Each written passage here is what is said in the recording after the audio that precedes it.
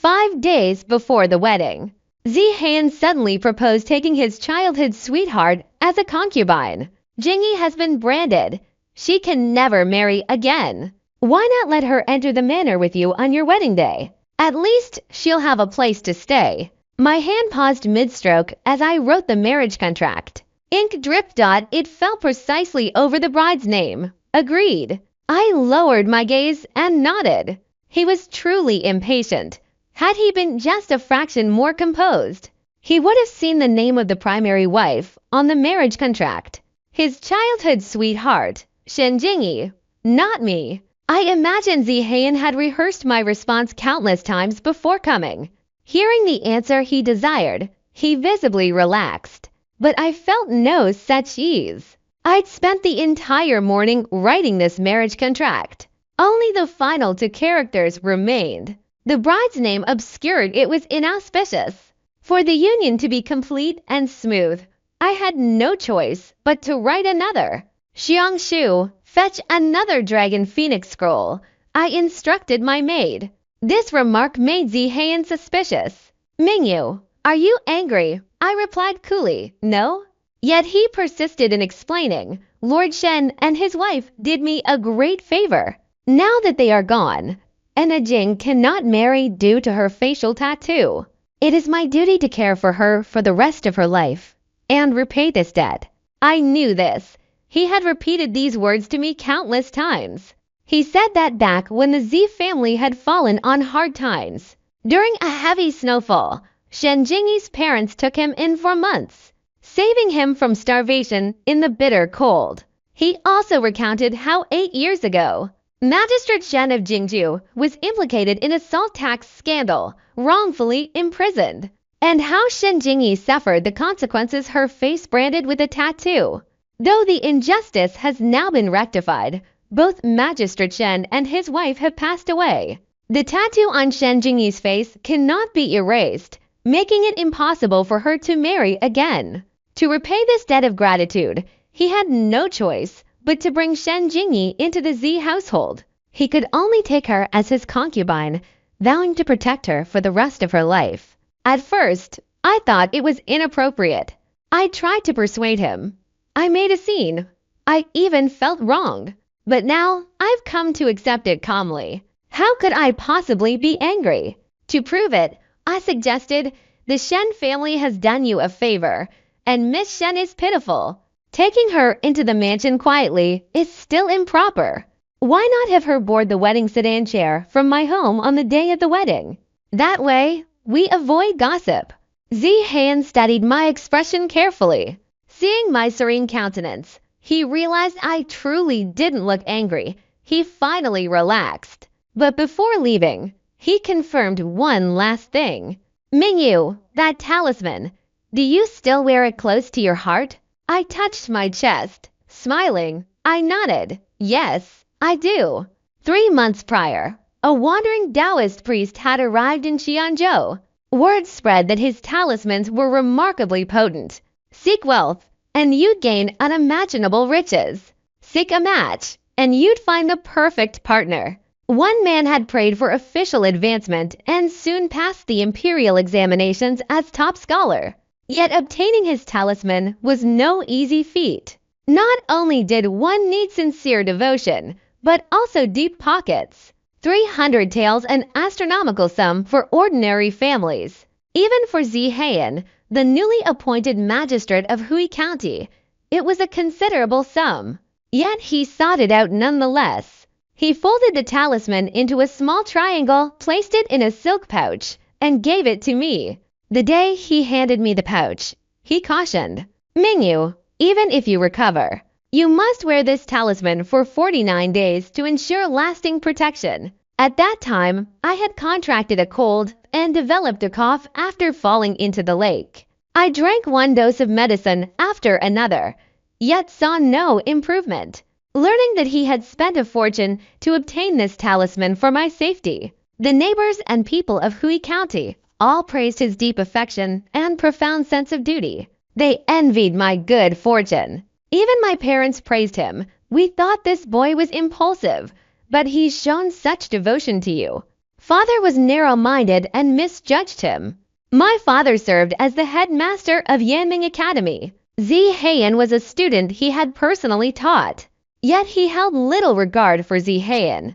In the past, he often remarked, "The boy is clever enough, but his mind wanders. He lacks ambition." Ah, what a pity! Later, when I chose Xie Heyun from among the many suitors who had sent marriage proposals, he was strongly opposed. You mustn't choose a husband based on looks alone. Though he is handsome and now holds the position of deputy magistrate of Hui County, his character truly makes him an unsuitable match. At the time, I thought my father was biased. Clearly, Xie Heyun worked hard and was kind-hearted. Back then, he always reviewed his lessons under the loquat tree on the back mountain after class. Whenever I had questions I couldn't solve, I'd write them down and place them under the large rock beneath that tree. The next day, I'd always find his insightful replies waiting for me. He was genuinely kind. Every time I visited the academy, he'd blush as he guided me there. He was even a man of his word. Before heading to the capital for the imperial examinations, he promised, "Miss Zhang, if I pass, I will not disappoint you. I will return to propose marriage." He kept his word, 17th place in the first-class rankings. Had he stayed in the capital, such an achievement would have guaranteed boundless prospects. Yet he chose to return, and the very first thing he did upon his return was to present the marriage contract. I thought I had made the right choice, that my father had misjudged him. But I was wrong. The one who misjudged was me. For the talisman he had obtained through 3 kneels and 9 bows and a heavy sum of money did not protect me from illness or harm. Instead, he used it to wish for my virtue and magnanimity. Shen Jingyi, exiled to Zhenzhou due to the salt tax case, was pardoned and sent back. When Shen Jingyi returned, Xie Heyun and I had been betrothed for just 2 months. That day, it poured out at the county office gate. She stood without an umbrella, clutching a small bundle in the downpour, her voice wailing, "Brother Xie, I didn't want to come find you, but I truly have nowhere else to go." Xie Heyun emerged just in time to catch her as she fainted. Before everyone's eyes, he carried her, soaked to the bone, into the county office. That very night, he brought her back to the Xie residence. I only learned of this 7 days later. Someone asked my mother, "I hear your future son-in-law brought a girl back to the manor. Who is she? Is she his mistress?" That's when he invited me to the restaurant to explain. He explained Shen Jingyi's identity. He said, "Mingyu, Jingyi is pitiful. You'll see when you meet her, her face is branded. I have no romantic feelings for her whatsoever.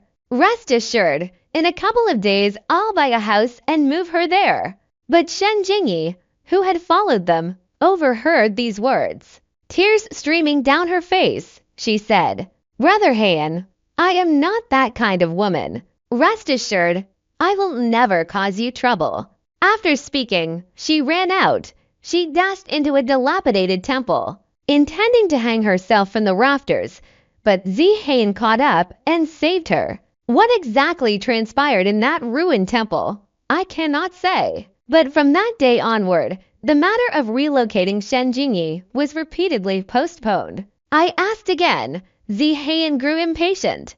"Mingyu, I only see a Jing as a sister. Why can't you be more magnanimous? Must you drive her to death before you're satisfied?" But I was never a magnanimous girl.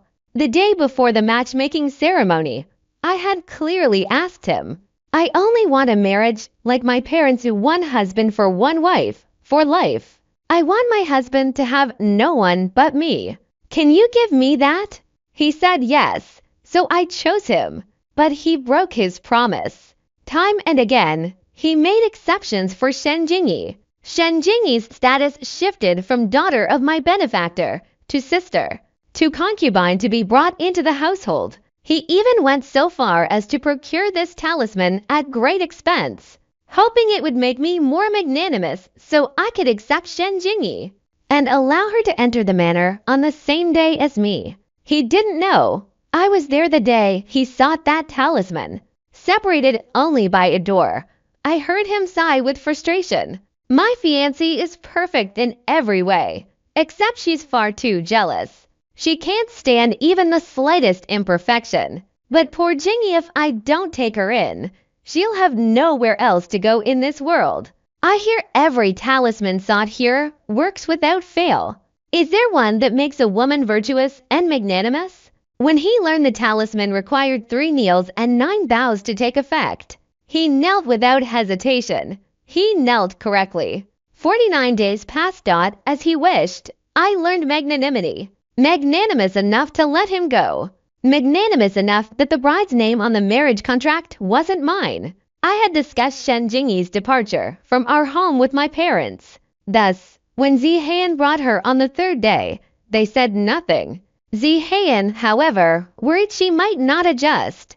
He repeatedly urged me, Jingyi is timid. Unless it's urgent, please don't disturb her. She endured years of hunger and cold. Her stomach is weak. Meals shouldn't be too coarse. She caught a chill recently. I brought medicine. Please keep an eye on her. She dislikes bitterness. He covered every detail. After finishing his detailed instructions, he pulled an exquisite brocade box from his sleeve and handed it to me. Oh, MINGYUE. Yesterday, at Kuwei Pavilion, I saw this jade hairpin and thought it would suit you perfectly, so I bought it especially. It's for you. Do you like it? Bought it especially for me? But this jade hairpin clearly matched Shen Jingyi's jade bracelet, hair ornament, and headpiece. It was obviously Shen Jingyi's leftovers, discarded before being given to me. It's unnecessary. Give it to Miss Shen instead. I have many such hairpins. I looked at him indifferently, refusing to take it. As the words fell, my gaze happened to rest on his shoulder. Today, he wore a moon-white brocade robe. The pale fabric made the powder and lip balm on his shoulders stand out sharply. But he followed my gaze downward, as if only now noticing the lip balm. He explained. Jing stumbled when stepping down from the carriage. The rouge and powder must have rubbed off when I helped her. Mingyu, you know how it is. She's a young lady at that age when beauty matters most. With a branded mark on her face, it's only natural she feels insecure and wants to adorn herself. You won't be angry, will you? Lately, he'd taken to asking this question often, as if testing the potency of that talisman. He'd once arranged for me and Shen Jingyi to meet at the restaurant, deliberately chatting and laughing with Shen Jingyi. To me, he said, Mingyu, Jingyi and I haven't seen each other in years. We chatted a bit longer than usual. Don't be upset. Then, when both Shen Jingyi and I stumbled down the stairs at the same time, he deliberately let go of my hand. He asked me, Mingyu, I caught Jingyi. You're not angry, are you? Even during the festival of 10,000 flowers, knowing full well that the sachets given by women expressed affection, he still wore the silk pouch Shen Jingyi had given him at his waist. He challenged me, it's just a pouch. I treat Jingyi like a sister. Does that make you angry too? Angry, of course I was angry at first. After all, I had feelings for him. To help him excel in his studies, I secretly borrowed books from my father's collection. Knowing his family's hardship, I'd secretly brew soup for him whenever I visited my father at the academy. Last year, when he went to the capital for the imperial exams, fearing he'd endure rough conditions, I sold all my jewelry behind my parents' backs to give him the silver. But when he handed me that talisman personally, through his repeated tests, I'd long since learned, I'm not angry. I smiled, affectionately linking arms with Shen Jingyi as I assured Heyun, rest assured, I'll take good care of Miss Shen for you. Yet despite my display matching the magnanimity he'd hoped for, his expression stiffened slightly, his gaze momentarily unfocused. After a long pause, his hand hanging at his side clenched and unclenched, he forced a smile. All right, thank you for your trouble. It wasn't trouble at all. Shen Jingyi and I weren't as hostile as he imagined, though she knelt before me the moment he left. Her choked words were words of gratitude. Miss Zhang, I remember your great kindness. If I ever have the chance, I will repay you. Truthfully, I hadn't seen her often. The last time was the day after I returned from the Taoist priest. That time, she had knelt before me too. She confessed frankly, Sister Zhang, the talisman Brother Heyun gave you wasn't for protection. It was to buy your magnanimity, so he could take me as his concubine. I heard he once promised you a lifetime of devotion to one woman only. Yet recently, he made the same promise to me. Sister Zhang, though it may not be my place to say this, his fickleness and inability to resist temptation make him perhaps not the best match for you. But with the mark branded on my face, he is already the best possible home for me. I didn't understand why she felt compelled to tell me all this. At that time, emotionally, I despised her. Yet rationally, I understood clearly, though she bore some blame. Even without Shen Jingyi today, there would be Chen Jingyi, Wang Jingyi tomorrow. Ultimately, it wasn't her arrival that changed Xie Heyun. Xie Heyun himself lacked resolve, incapable of remaining faithful. So that day, I pondered long and hard. Finally, I nodded. Very well. I'll grant you your wish. I proposed altering the marriage contract.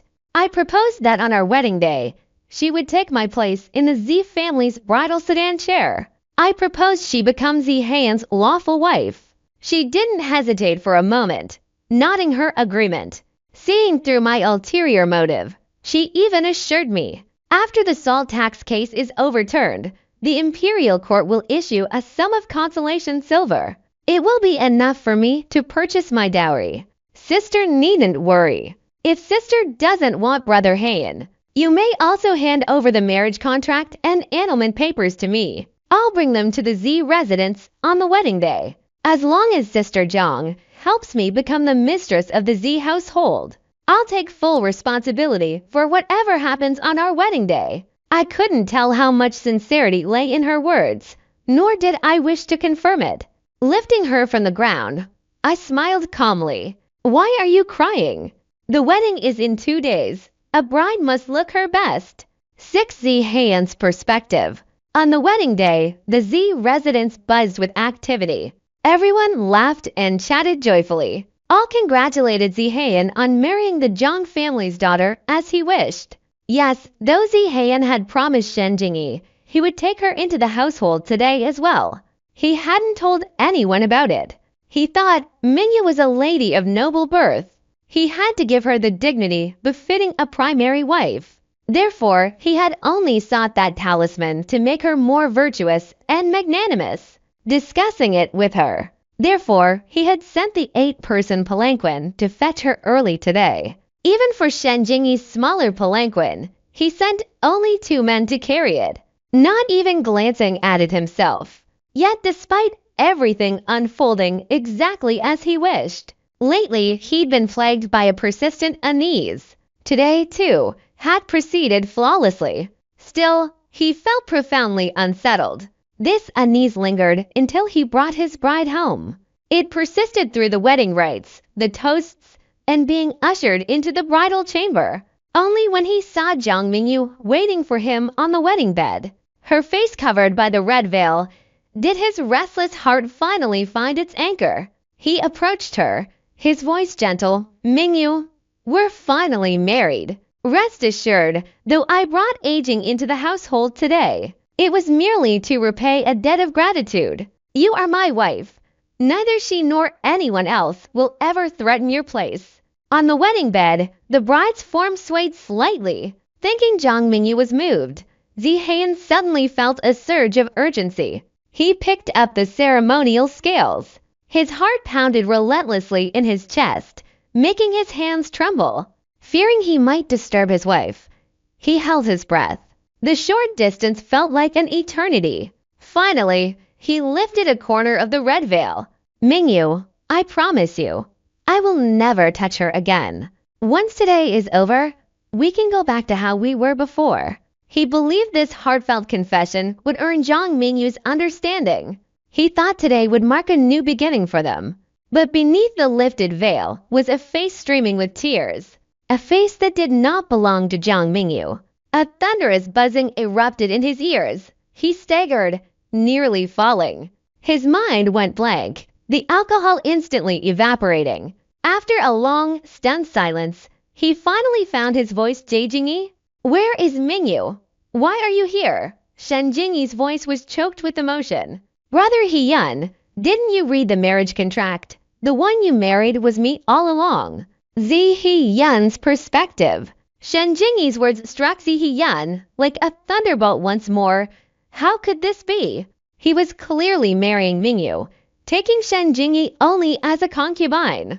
He had seen Mingyu writing the marriage contract with his own eyes. How could Shen Jingyi be the one he was marrying? Right the side courtyard. Mingyu must be there. The sedan chair must have been mistaken. The servants must have delivered the wrong person. Thinking this, he rushed out as if clutching at a lifeline. But she wasn't there. The side courtyard was cold and desolate, utterly empty. The servant he'd sent to fetch her returned with news. The Zhang family said the concubine had already departed. We assumed they'd brought her here. Shen Jingyi followed him out, tears streaming down her face. She handed him 2 letters.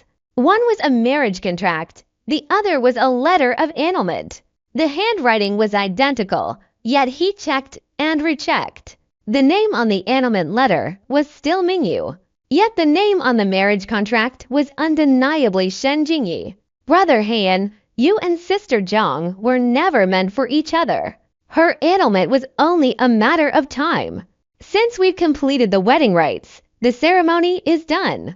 Let's not make this harder, okay? From now on, let's just live our lives peacefully. Shen Jingyi's voice buzzed like it came from the void. He couldn't make it out. Right now, his mind was filled only with Jiang Mingyu.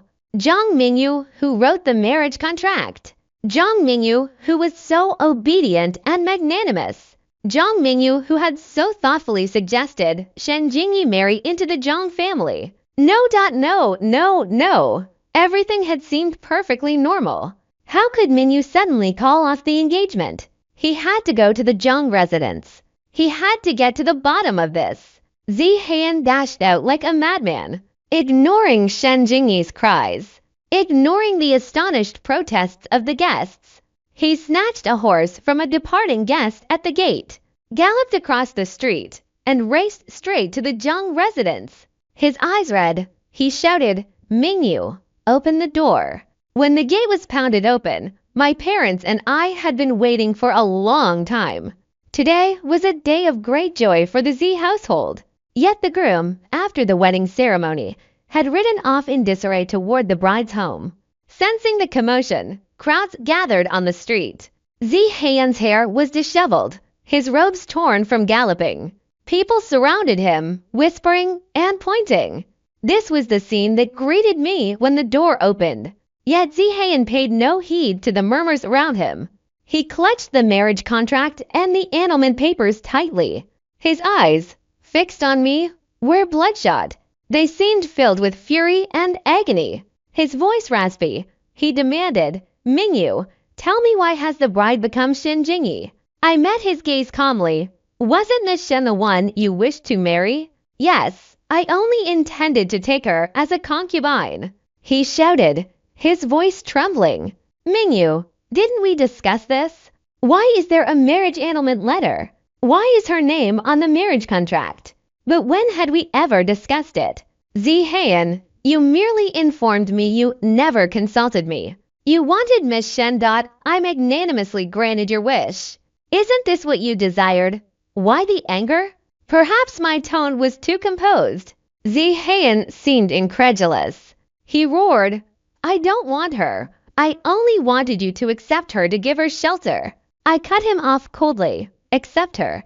That means taking both wife and concubine. Having her enter the family on the same day as me? Though my Zhang family isn't a grand clan, we've been a respectable lineage for 100 years. If I willingly lower myself to marry into your Xie family today, how will my unbetrothed younger sisters ever find husbands? My words fell. The crowd erupted in commotion. take a concubine on the wedding day? But everyone says Magistrate Xie is deeply in love with Miss Zhang. How could he take a concubine? And on their wedding day? HMPH, taking a concubine on the bride's wedding day? If she actually marries him, what kind of life can she expect? Isn't this openly slapping the Zhang family in the face? Not long ago, we heard Magistrate Xie performed 3 kneels and 9 bows to pray for Miss Jiang's safety. We thought our county had produced a magistrate devoted to love. Who would have thought a TSK? Amidst the murmurs, Xie Heyun seemed to gradually comprehend that I had truly broken off the engagement. He staggered back to steps, murmuring in a daze, "How could this happen? It shouldn't be like this. Mingyu, you clearly cared for me. Why did you suddenly change?" He spoke. As if struck by a thought, he snapped back to clarity and cried urgently, "The talisman! It's because of that talisman you started changing. Mingyu, where is the talisman? Quickly bring it out and burn it. As long as you burn the talisman, you can return to normal." He charged forward like a madman, trying to grab me. The crowd erupted into chaos. My father shielded me. In the chaos, someone shoved Xie Heyun hard. He stumbled and fell. The person who pushed him stepped in front of me, shouting, "By order of the Crown Prince, I've tracked this fraudulent Taoist to his hideout. He lives in a thatched hut on South Mountain outside the city. Everyone, come see. If you've been deceived, bring your proof to reclaim your money." Seeing the bruised and battered Taoist being led away, the crowd erupted in an uproar. Only Xie Heyun, lying on the ground, stared wide-eyed in terror at the man before me. Whether it was the shattering of his last shred of hope, or something else entirely, he froze, the color draining from his face. He became as still as a wooden statue, as if the surrounding commotion no longer existed. The man turned to greet my father. "Sir," his gaze shifted to me. "Miss Zhang," he addressed me courteously, "has your cold improved?" Xie Heyun. I knew him. My father always praised him. He praised his cool temperament, his sharp mind, and his steadfast reliability. He also called him his most accomplished disciple. Yet this very man, who consistently ranked at the top of the academy in every examination, failed the imperial exams last spring. I heard that despite his failure, he unexpectedly became a guest scholar to the Crown Prince and remained in the capital. But over a year had passed, and I had never seen him. How did he know I suffered from cold syndrome? The occasion was unsuitable for asking. I gave a faint nod. Much better. Only then did Xie Heyun snap out of his daze. He leapt to his feet, demanding, "Xie Heyun, explain yourself. How dare you call that Taoist a fraud? Do you have proof?" He seemed unable to accept the truth. Like a madman, he grabbed the Taoist by the collar and shook him violently. "Speak. That talisman was genuine, wasn't it? You're no fraud. You're not. That talisman worked. It must have worked. Otherwise, how could Mingyu agree to let me take a concubine? How could she call off the engagement?"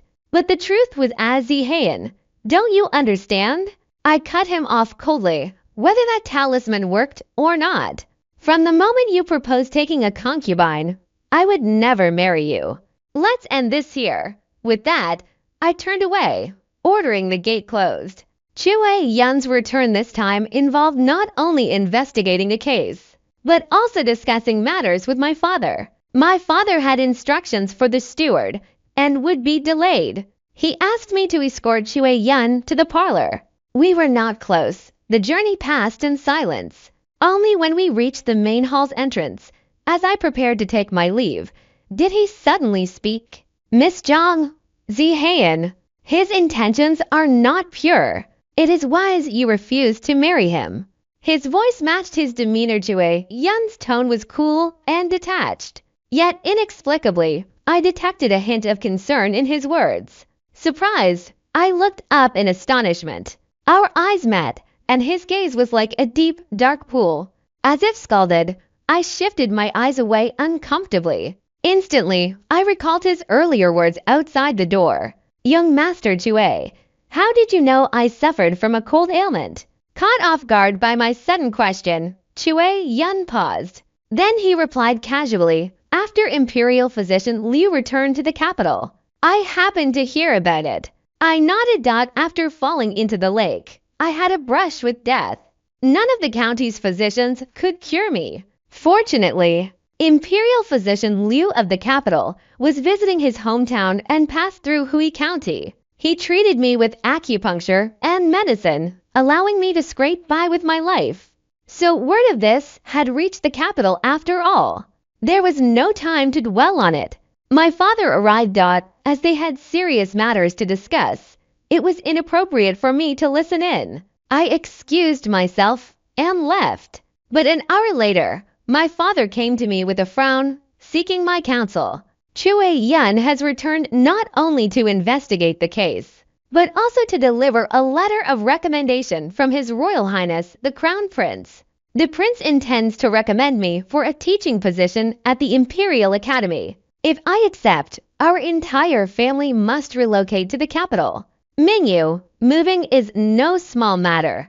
Before discussing it with your mother, I wish to ask your opinion first. I understood his hesitation. He believed that though I had broken off our engagement, my heart still held lingering affection. He thought I needed more time.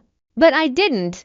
I hadn't needed it for a long time. Let's move. I smiled softly and said, Father, joining the Imperial Academy is a blessing. For days afterward, Xie Heyun stood guard outside the Zhang family gates. He wanted to see me. He called persistently outside the gate. Mingyu, come out. Let's talk properly, will you?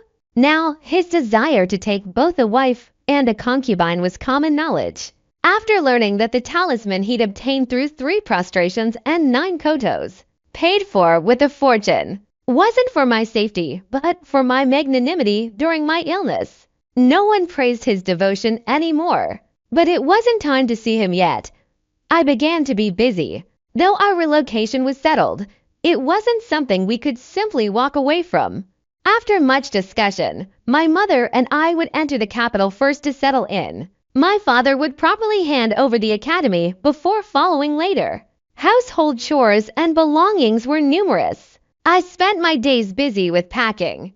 By the time Xiangshu reminded me that Xie Heyun was still waiting outside to see me, it was already the 6th day. Xiangshu asked, Miss, shall we see him? After a moment's thought, I replied, Is it time to visit the herbalist today? Yes, today. Then let's go. Though my cold syndrome had improved greatly thanks to Imperial Physician Liu's acupuncture, I still needed to have my pulse taken and receive medicine every fortnight for maintenance. I knew leaving would mean encountering Xie Heyun. Sure enough, as soon as I dismounted at the pharmacy, he rushed over. On the street, he seized my wrist and asked painfully, Mingyu, why won't you see me? When I pulled away, he scrambled to explain. It's all Shen Jingyi's fault. She urged me to seek that talisman. She said she wanted to enter the same door as you on the same day. She said if she could get you to relent, things would be much simpler. Her family has done me a favor. I only wanted to repay that kindness, though I was blinded by obsession. If I search my heart, it all comes down to your inability to tolerate others. Mingyu, please take back the annulment papers. I gave up a promising future for you to return to Hui County. We've come this far, can't you show me some understanding? He sounded utterly aggrieved. His voice trembled softly. But now, it stirred not a shred of pity in me. Return to Hui County for me. That line, I felt I'd heard it before. During Shen Jingyi's 2nd month living in his residence, he once invited me to admire plum blossoms in the suburban grove. He seemed to have said the same thing then. That day, he hadn't brought Shen Jingyi. Yet throughout our flower viewing, his mind wandered as if searching for something. Even when I spoke to him, his attention drifted. Only when I asked him did he smile and say, Jingyi also loves plum blossoms. She couldn't come today, but I promised her I'd pick the most beautiful one for her. But to me, they all look the same. Mingyu, why don't you choose one for me? Back then, Shen Jingyi was still his sister. He hadn't yet proposed taking her as a concubine. Yet his doting smile was unbearably glaring. I couldn't hold back and demanded we annul the engagement. His expression immediately turned cold. It's just a plum blossom, nothing precious. Mingyu, I remember you're not one to make unreasonable demands. After scolding me, he seemed to reconsider and tried to placate me. Mingyu, I gave up my promising career in the capital to return for you. Rest assured, I only see Jing as a sister. I'll never harbor any other intentions. No ulterior motives, of course. Repeating the same words too often turns them into excuses. I sighed softly, calmly meeting his stunned gaze. Xie Heyun, first, it is you who seeks to repay a debt. I owe no obligation to abandon my principles and boundaries for your kindness. Second, you accuse me of being intolerant. Yet before you proposed marriage, I made it clear I am not a magnanimous person. Furthermore, you claim to have no romantic feelings for Miss Shen, only a desire to repay a debt. But there are countless ways to repay a debt. You could give her a large sum of silver to ensure she lives out her days without want, or teach her a trade to earn her living. You could even find her a husband from a family of modest standing. Yet you chose to take her as your concubine.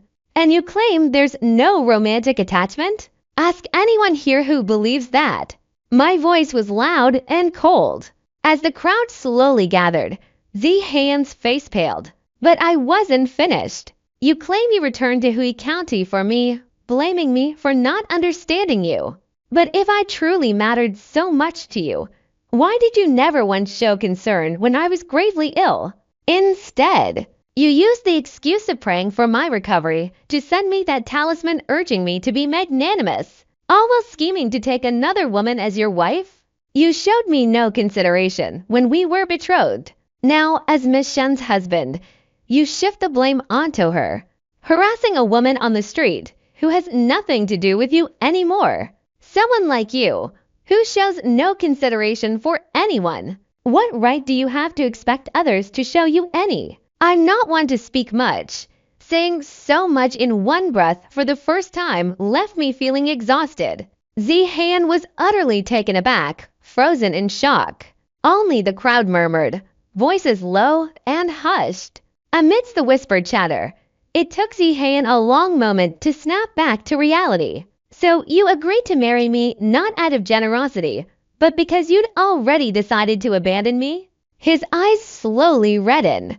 Unmindful of the surrounding whispers, he took a step forward, reaching for my wrist. But before he could touch me, a hand suddenly pulled him back. He staggered 2 steps backward. Regaining his balance and looking up, he saw someone standing protectively in front of me. It was Xie Heyun. His back was turned to me. I couldn't see his expression, only hearing his voice, cold as ice. Xie Heyun, don't you understand how your marriage to Miss Zhang came about? Only then did Xie Heyun snap out of his daze. But as he looked at me, then at Xie Heyun, a look of sudden realization dawned on him, his expression darkening. I understand now. I understand. No wonder you suddenly changed your mind. It's because of Xie Heyun, isn't it? Raging beyond restraint, he roared without regard for decorum. Xie Heyun returned, and you rekindled your old flame? That's why you broke off our engagement on our wedding day. Mingyu, who do you truly love, me, or the man who passed you notes under the loquat tree? His words ignited fury. Xie Heyun punched him hard across the face.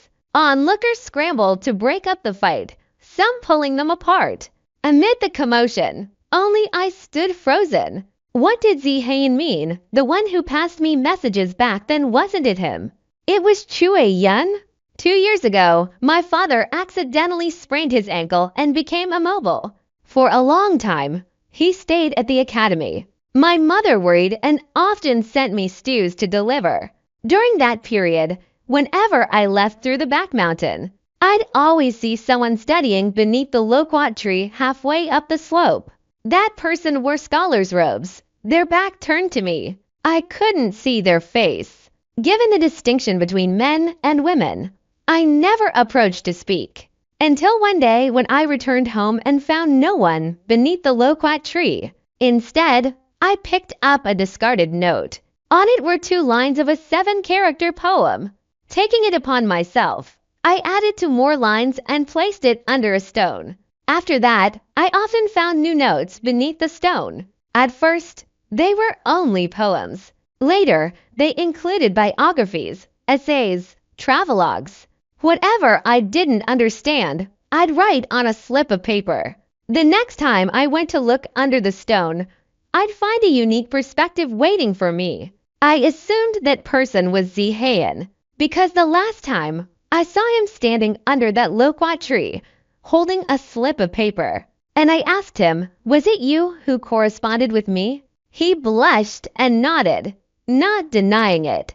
"Xie Heyun, the one who wrote to me, who solved my puzzles, wasn't that you?" Snapping back from my memories, I fixed my gaze on Xie Heyun, determined not to miss a single flicker of his expression. In my line of sight, Xie Heyun, who had been about to strike back, froze abruptly. He turned to look at me. The corners of his eyes gradually reddened, filled with unwillingness. After a long pause, he asked hoarsely, "Mingyu, so all this time, who did you truly love, me or the person who wrote to you?" He didn't deny it. He had all but admitted he'd taken Xie Heyun's place. But his question left me speechless. Meeting the gaze both he and Xie Heyun fixed on me, I couldn't even muster a sigh of fate's cruel joke, because until today, I had never imagined the person corresponding with me wasn't Xie Heyun. The turn of events was too absurd. Suddenly, I felt utterly exhausted, too drained even to respond. I climbed straight into the carriage and left. Xie Heyun didn't pursue me further. Xie Heyun, however, was waiting outside the gates of the Zhang residence when I dismounted. Miss Zhang, clearly, he wasn't one for words either. After a long moment of deliberation, he finally began his explanation. "Miss Zhang, the truth is, the moment I saw the handwriting on that letter, I knew it was yours. I recognized your script from the annotations you made in the head steward's travels of Jiaxin. Family matters arose, and I had to rush back without saying goodbye. When I returned, I discovered you and Xie Heyun had already exchanged feelings.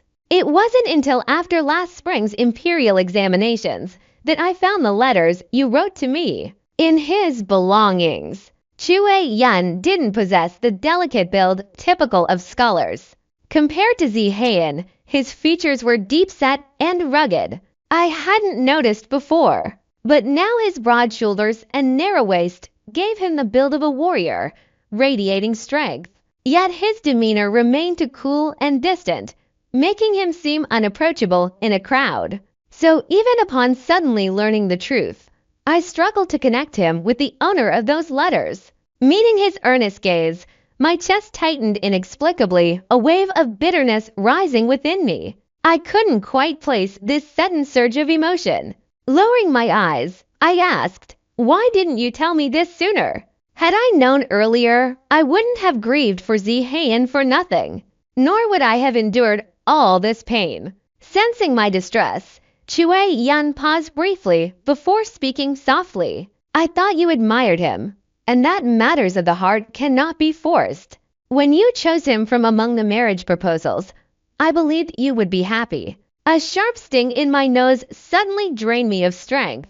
He was right. I had trusted Xie Heyun myself, failing to see his true nature. I had chosen him myself. I couldn't blame anyone else. Thinking this, I gave a self-mocking smile.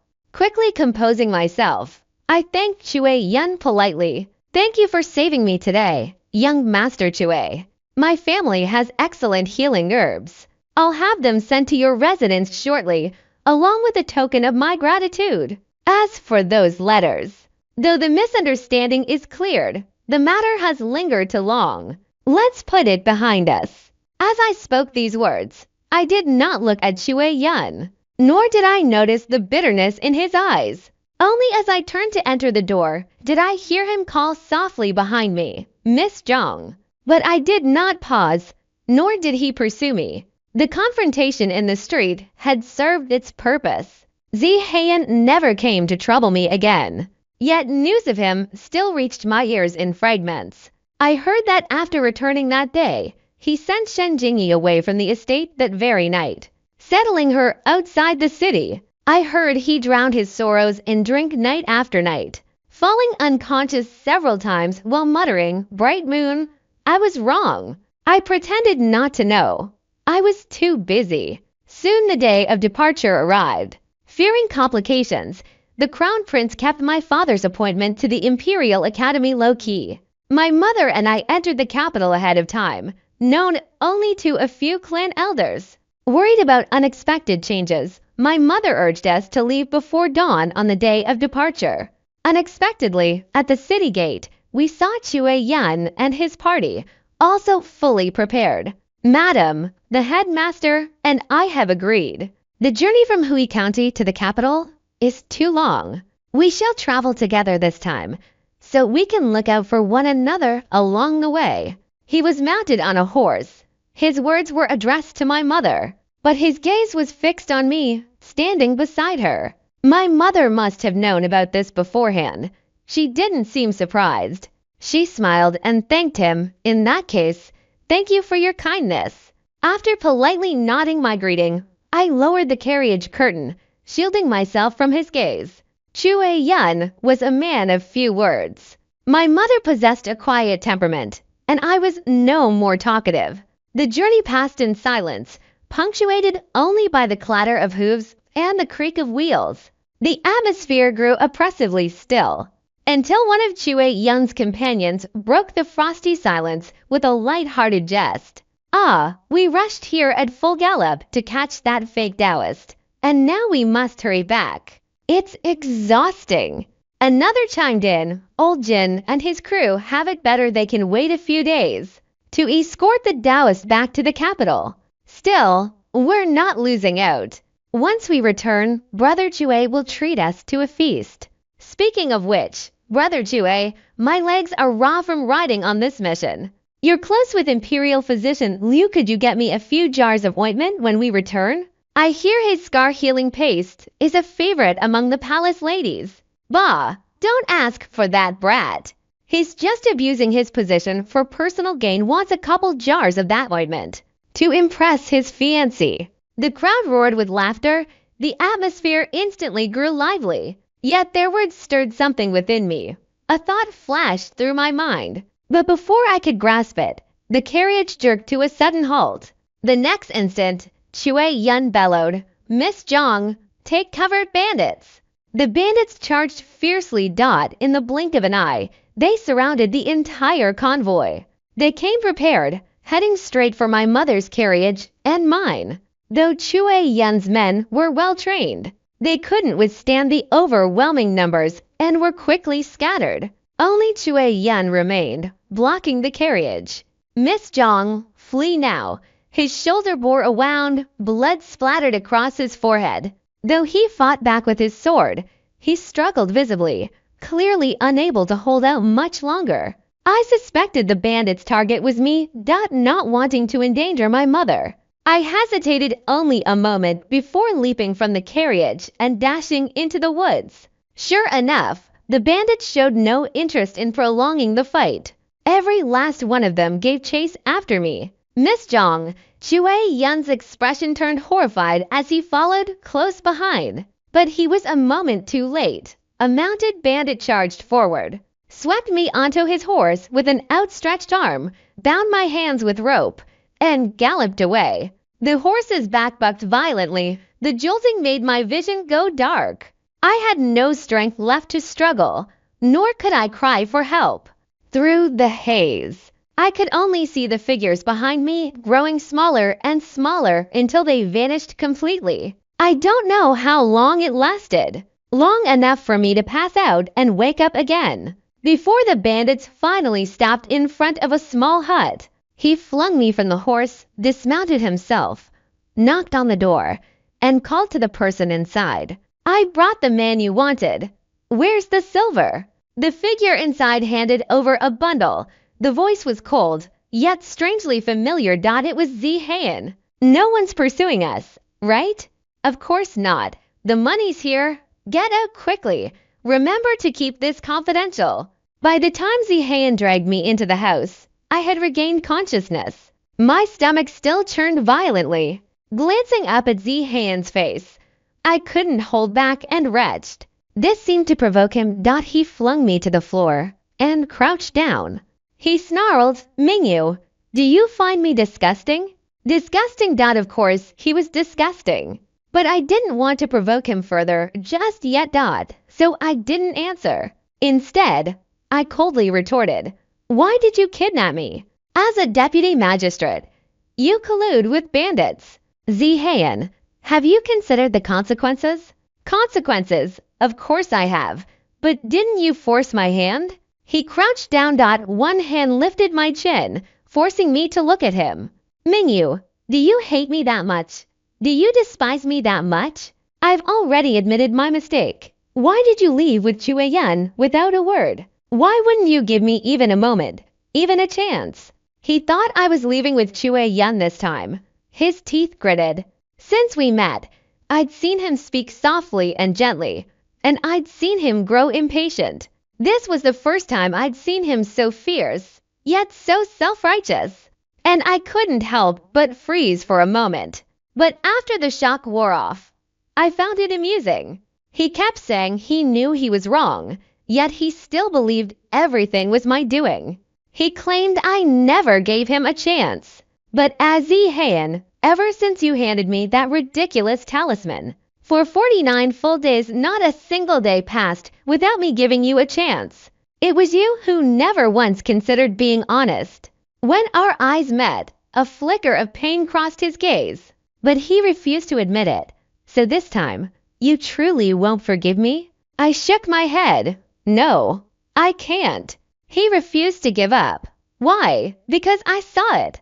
He didn't understand what I meant. He froze. I didn't want to beat around the bush anymore. Sighing softly, I lifted my head and looked straight into his eyes. That day when heavy snow fell on the county, you and Miss Shen were trapped overnight at Deer Cry Villa. I was there too. Xie Heyun, I saw you kiss her. In that side room called Lotus Garden, you two were passionately entangled, indistinguishable from one another, and I fled in panic.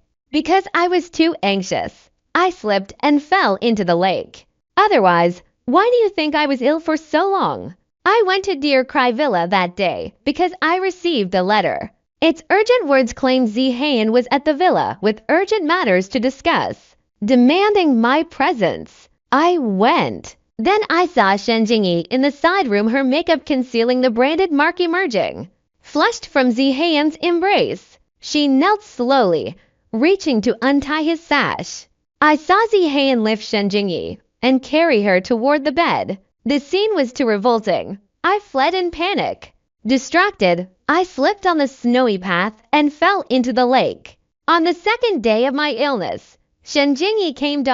It was her first visit to me. Kneeling in tears, she confessed to writing the letter. Miss Zhang, she said, I only wanted you to see that Brother Heyun isn't worthy of your lifelong commitment. She added, it's been barely a month since Brother Heyun and I reunited. I merely offered a hint of temptation, and he was already captivated.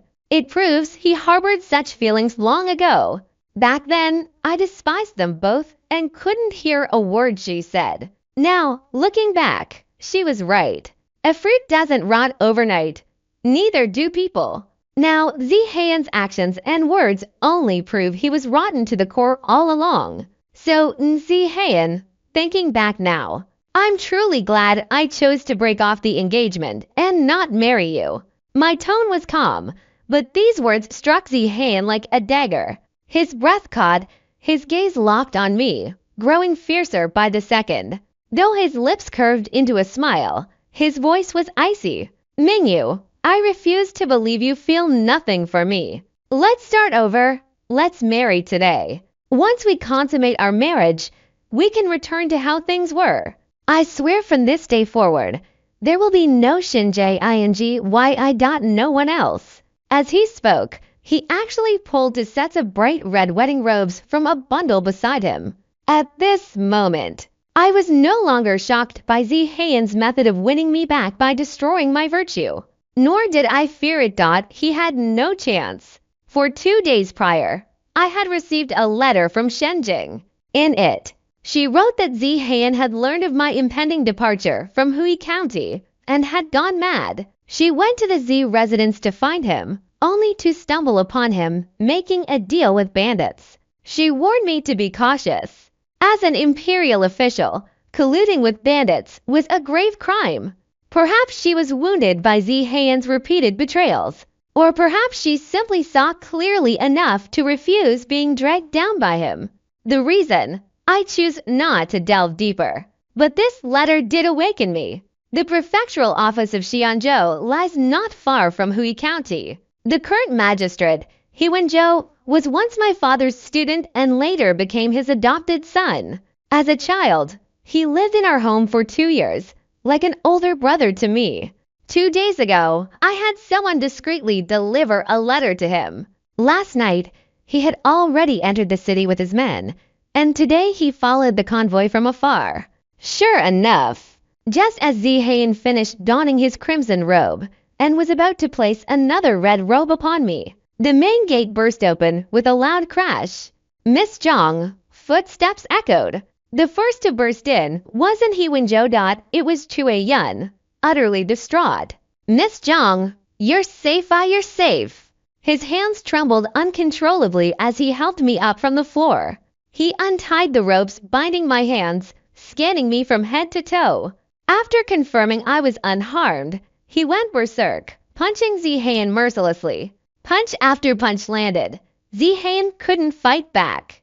By the time He Wenzhou and his men rushed in to pull them apart, Xie Heyun had already passed out. They ordered Xie Heyun taken away. He Wenzhou then examined me. Satisfied I was unharmed, he murmured, "The escaped bandit leader has been captured." He confessed to the deal. "I'll take Xie Heyun back to the prefectural seat first. After submitting the petition, we'll determine his sentence.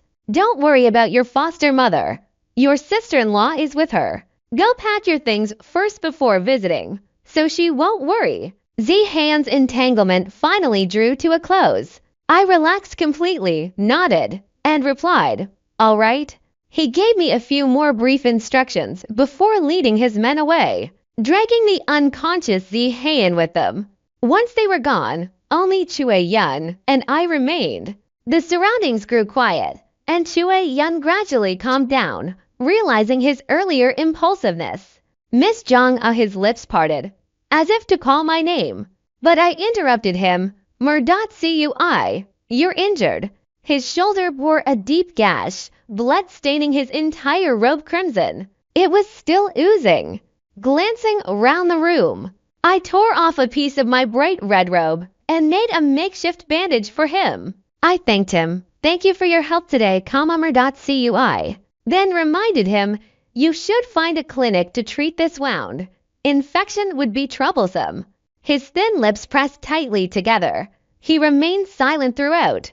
Only when I finished bandaging and prepared to leave did he call out to me, "Miss Zhang," as if he'd rehearsed it countless times, carefully weighing each word. He murmured softly, "Miss Zhang, I've thought about explaining. I've thought about fighting for you. I wanted to tell you that I was the one exchanging letters with you under the loquat tree. But the thought that even if you believed me, you'd still choose him, it made me afraid. I'm awkward by nature, not as eloquent as Xie Heyun. My only strength was my studies. I thought if I achieved a high rank in the imperial exams, I'd at least have the confidence to compete. But I failed." Someone folded a corner of my exam paper, invalidating it. He paused slightly, clenching the hand hanging at his side. He glanced once more in the direction Xie Heyun had departed before continuing. "This matter involves cheating in the imperial examinations. Though His Royal Highness the Crown Prince has uncovered some clues, the outcome remains uncertain. I dare not be presumptuous. As for you, Miss Zhang, your family background is distinguished, your talents exceptional. and you possess remarkable insight in all matters. You are the finest young lady I have ever known. Yet, no matter how I pondered it, I could not shake the feeling that I was unworthy of you. That is why I kept avoiding you. I'm sorry, if only I had told you sooner, you wouldn't have been deceived for so long. By the end of his words, his voice trembled softly. I was somewhat taken aback, surprised that, at this very moment, I could detect a hint of self-doubt in his words. But gradually, it all made sense. Truthfully, I had already guessed that though he was far away in the capital, he had been watching me, inquiring about me all along. Guessed that imperial physician Liu hadn't just happened to return home to visit relatives, but had been deliberately summoned back. But so what? I wasn't as good as he imagined. I was a bad girl. When Xie Heyun proposed taking a concubine, I could have ended the engagement outright. Instead, I waited until our wedding day to break it off, exposing his feigned devotion. I could have avoided Xie Heyun entirely, yet I deliberately confronted him in the street under the pretext of collecting medicine, making sure everyone knew the fault lay with him. Even with the letter in hand, I could have asked He Wengshan to arrest and interrogate him today. Instead, I chose to risk myself and create such a commotion. I just wanted him to taste the grievances, pain, and misunderstandings he had heaped upon me. I'm not magnanimous. Hate is hate. Resentment is resentment. And whatever the reason may be, Chue Gongzi, what's missed is missed. Taking a deep breath, I smiled at him lightly. Whatever reason kept you from explaining back then, whatever led to my mistaken identity, it's all in the past now. I don't wish to look back. A path taken in error, I will correct, but I won't retrace my steps. Look forward, life is still long. I think Xie Heyun understood that his clenched fists relaxed. Though his eyes remained cloudy and his smile bitter, his expression gradually softened. He said, I understand, Miss Zhang. I nodded. Let's go. We should meet up with the others first, then find an infirmary. The road to the capital is still long. I turned to leave. This time, he didn't call out to me, but behind me, I thought I heard him whisper very softly, yes, the road is long. There's no rush. The end.